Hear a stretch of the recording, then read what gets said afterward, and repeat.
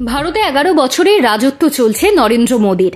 টানা 3 বার নির্বাচিত হলেও কোনোভাবেই বাংলায় পদ্ম ফোটাতে পারছে না বিজেপি। কেন? বাংলা যে নিজের মেয়েকেই চেয়ে এসেছে সেই 2011 সাল থেকে। তবে 2021 সালের বিধানসভা নির্বাচনে ভোট শতাংশের নিরিখে অনেকটাই উত্থান হয়েছিল বিজেপির। গত বছরের লোকসভা নির্বাচনে আরও ভালো ফল করেছে বঙ্গ বিজেপি। ভোট পার্সেন্টেজের ফারাক কমেছে অনেকটা।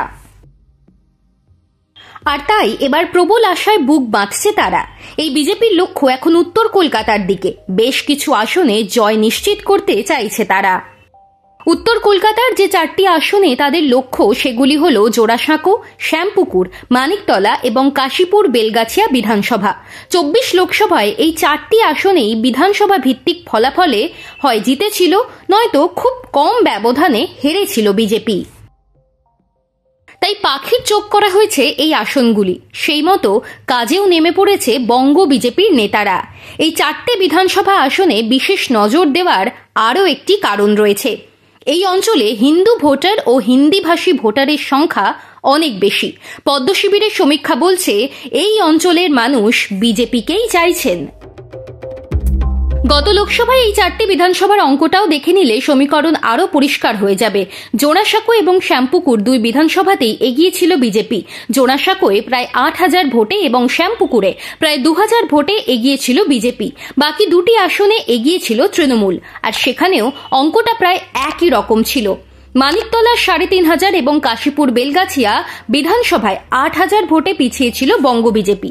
হারের মার্জিন খুব একটা বেশি নয়। ঠিকমতো প্রচার করতে পারলে, মানুষকে বোঝাতে পারলে, নিয়মিত জনসংযোগ রাখতে পারলে যে কোনো দিকে ঝুঁকতে পারেন এই 2 এলাকার মানুষ।